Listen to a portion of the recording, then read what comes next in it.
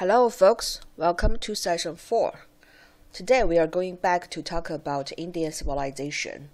So we learned a little about Indus civilization, and because of climate change, drying of the river, many reasons that the scientists and historians are still debating, the early Indus civilization declined.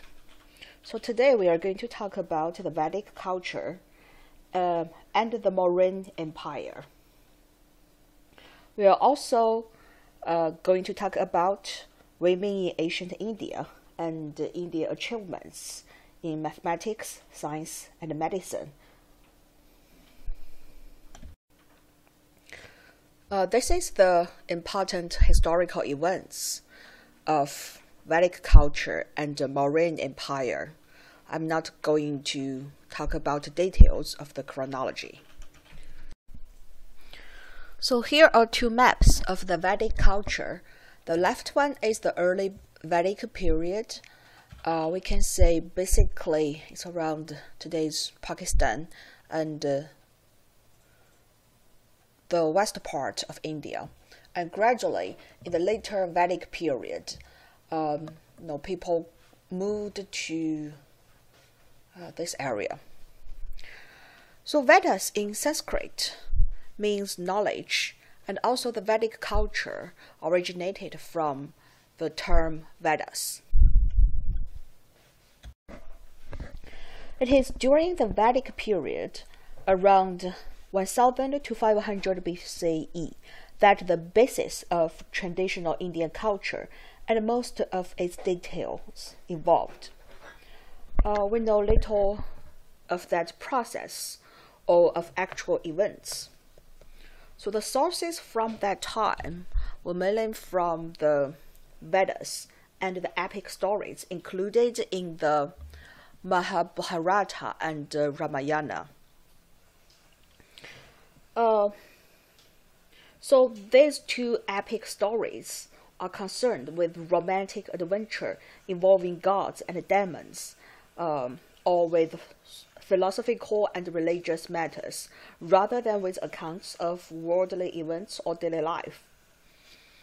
So after the Vedic culture, Alexander the Great invaded India, so we can also see some historical events or characteristics of Vedic culture from the Greeks. From these centuries, we saw the maturation of a highly sophisticated culture, no longer simply Aryan or Aryan dominated, but a real Indian culture. Now let's look at what kind of achievements that the Vedic culture had made. So they had very advanced farming and military skills. But more importantly, is the Arabic numbering system. It's actually, the Arabic numbers are not actually from Arabia. They were spread by the Arabian merchants. They were actually created by the Vedic culture. They also made great achievements of iron and steel metalworking. Indian steel was later to be transmitted to the West, also through the Arabs, as Damascus or Toledo, though the steel itself was India. Next is the Indian medicine, also known as Ayurveda, which means longevity and knowledge, related to our word wheat. So the Indian medicine enriched both Greek and Chinese knowledge and was widely disseminated, although it also benefited from Greek and Chinese medical practices. Last, it was Indians' influence to the Greeks and the Chinese, including its philosophy ideas like Buddhism, when Alexander the Great conquered. He did not conquer. He invaded India. So the culture and also scientific communication was very active at that time. Now let's look at the social hierarchy. I mentioned before some ideas from Hinduism and the caste system were related to each other. I like this picture very much because it represents, the attitude idea of different social groups. So this is the priestly tribes, Brahmins, at the apex, followed by those of the warrior chiefs, kings. They were like human arms, also named the Kshatriya. And then the farmers, herders, and the traders, also named the Vaishya. The business community. At the bottom was the servants, Shudras, including servants subordinated to Vaishyas and Kshatriyas and Brahmins. And also there was the untouchables. They do all the lower order work, subordinated to all. So marriage was forbidden between these different classes. Around 326 BCE, Alexander the Great invaded India. So when Alexander, fresh from his conquest of the Persian Empire here, and anxious to add what the Persians had earlier controlled in northwestern India, burst through the northwestern passes in 326 BCE. And this is the first event with a certain date in Indian history. So Alexander himself, he had a very strong sense of mission to unite East and West and to create a cosmopolitan fusion of cultures. He already began this plan when conquered Persia by merging Greek, Persian, and Median elements by taking a wife and a male companion from Persia. He also encouraged his Greek and Macedonia soldiers to take Indian wives.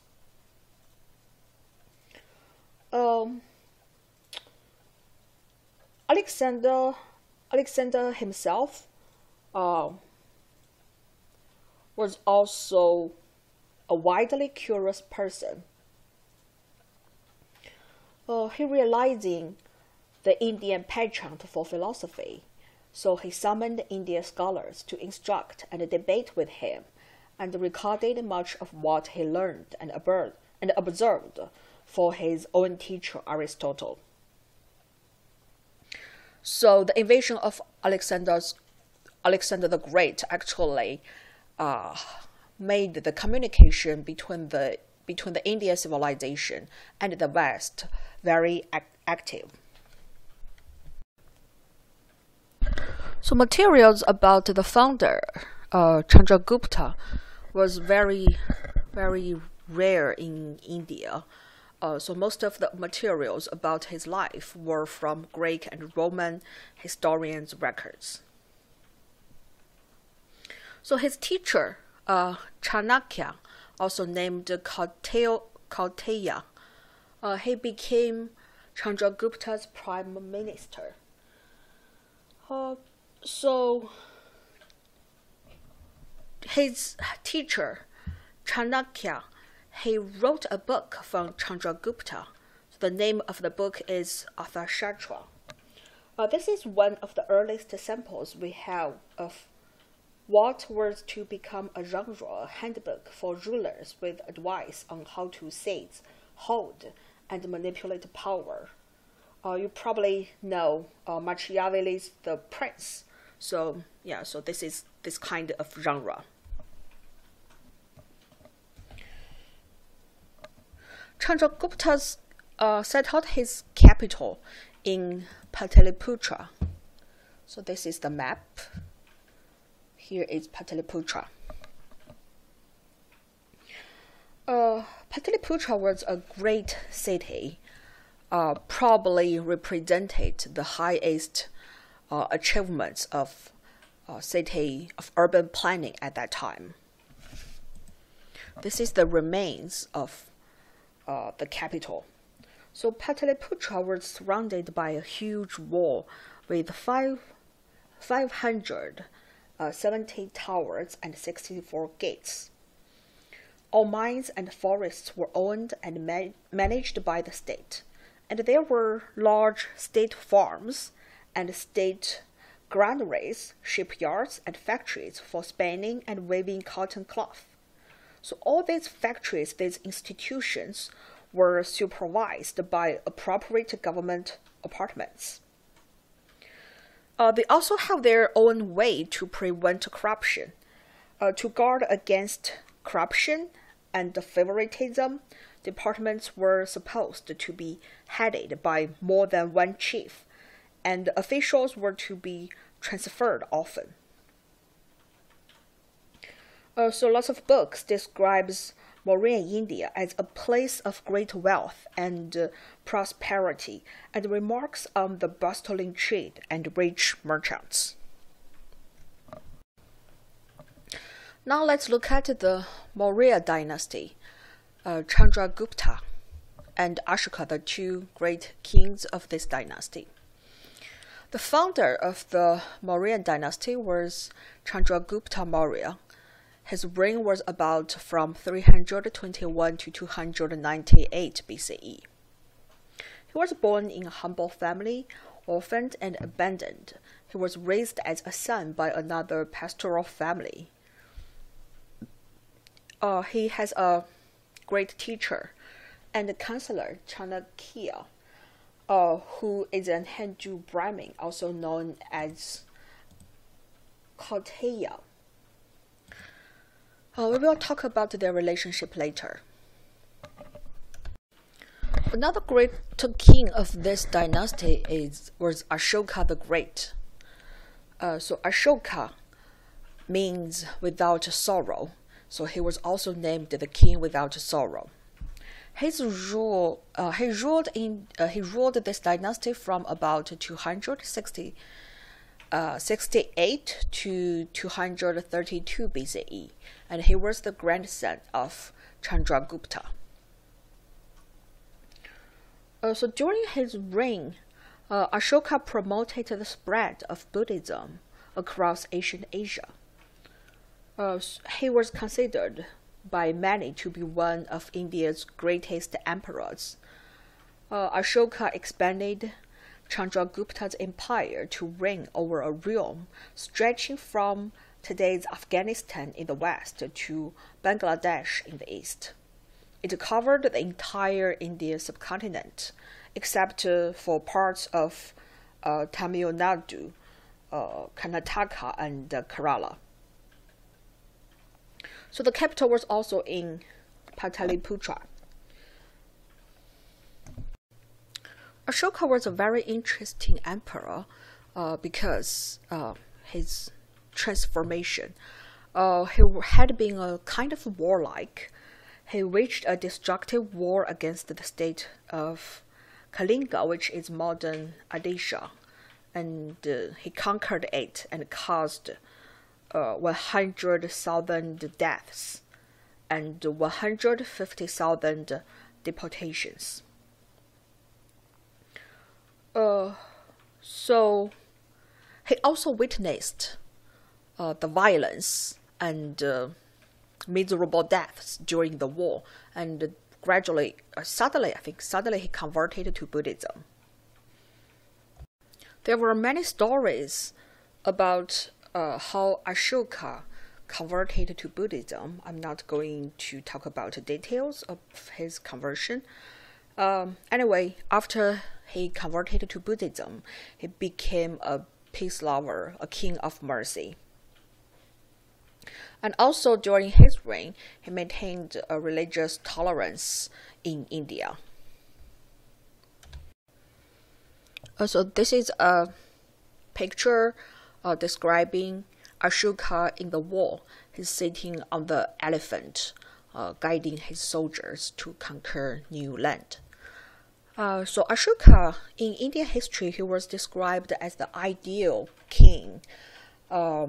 Mostly his stories were collected by the Buddhism historians because he converted to Buddhism, so he could be like very useful means to promote Buddhism spreading. Well, I'm not an expert of Indian history, but I provided another two very interesting, richful videos on UB Learns. Hope you will enjoy them.